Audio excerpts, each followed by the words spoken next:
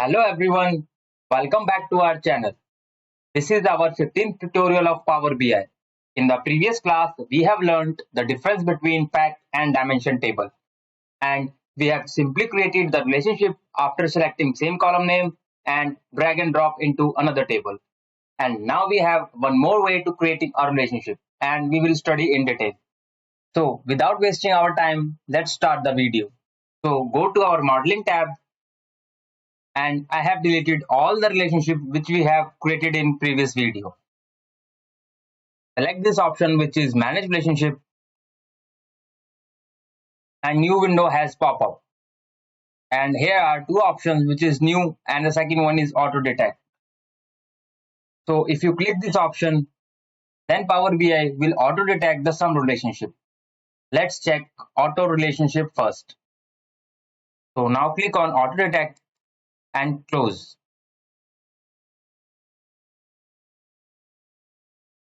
Now we guys can see here Power BI has automatically detected two relationships, which is one-to-one between countries and product table and one-to-many between product and sales.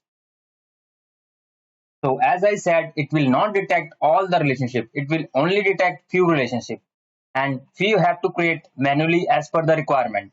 As we know, we can create the relationship between countries and sales table with the help of the sales ID column, which is one-to-many.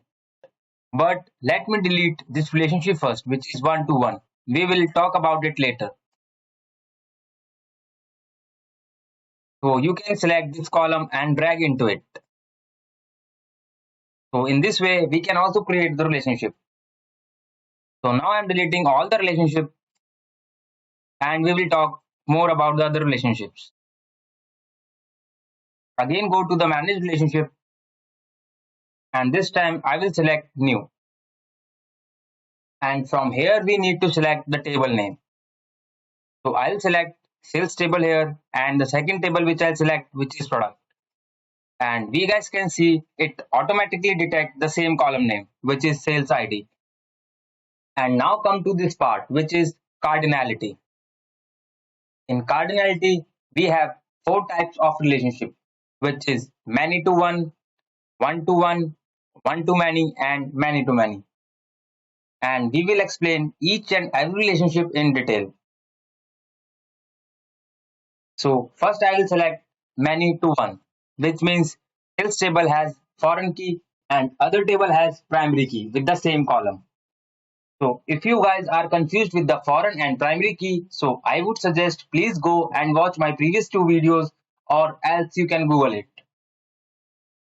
I am here selecting many to one and click OK and then close. And now we guys can see we have created the relationship between product and sales table, which is many to one. That means sales ID is foreign key for the sales table and primary key for the product table. So now let me delete this relationship, and now we'll try with another table. Go to the manage relationship, then click on new and select the table name, which is sales, and this time I will select country and state. So it will automatically detect the same column name, which is many to one, and click OK and close. And we have created another relationship between country and sales column. So this is also another way of creating a relationship. So let me delete this and go to the manage relationship and new. And now we'll talk about some other relationship. And we guys know that sales ID is a foreign key for the sales table and primary key for the product table. So let's check, can we create one-to-one relationship? So click this cardinality and select one-to-one. So now we guys can see it's getting an error in a yellow plate, which is the cardinality you selected isn't valid for the relationship. That means we can't create one-to-one relationship between sales and product table because it is a combination of foreign and primary key. We can only do that if both has one-to-one relationship. That means both have primary key. So if I try many to one, that it will detect correct relationship. and it will give correct output without getting an error. But if I select any other relationship, then it will getting an same error like one to many, many to many.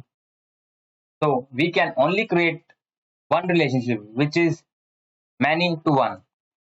That means sales ID has foreign key and product has primary key. I hope you guys are clear with the statement which is many to one and one to many and one to one. One to one basically means both tables should have primary key with the same column name. And many to one means one table has foreign key and the another table has primary key. And the third one is one to many. That means one table should have primary key and the other table has foreign key. Like if I select product here and I will select sales here, that means one to many. So cardinality has automatically detected one to many, which means primary key and foreign key. I hope you guys are clear with these three concepts, which is one to one to many, and many to one. And now moving towards the last relationship in cardinality, which is many to many. That means both table has foreign key, which means both table has multiple value. So let's see the table first before creating relationship. So go to the data view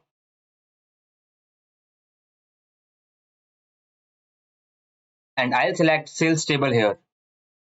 So we can see that we have repeated products in product table like milk, bread, butter, cake. That means product column is foreign key for sales table. And now go to the product table and here we can see that we have a list of repeated products, which means we can create many to many relationship between sales and product table.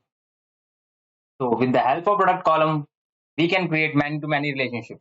So now go to the modeling tab and click on manage relationship and click on new. You can select any table which is product sales.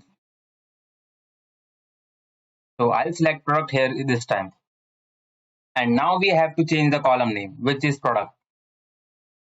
So I will select product column from the product table and product column from the sales table. And cardinality has automatically detected it is many to many relationship. That means both table has many to many values in one column. Let me click this OK and close. And we can see that many to many relationship has created. So we have learned 4 types of relationship in cardinality. So you guys, if you still have any doubt with the topics, so I would recommend go and watch this video again and do more practice. I hope you guys have enjoyed this video and learned new things about Power BI.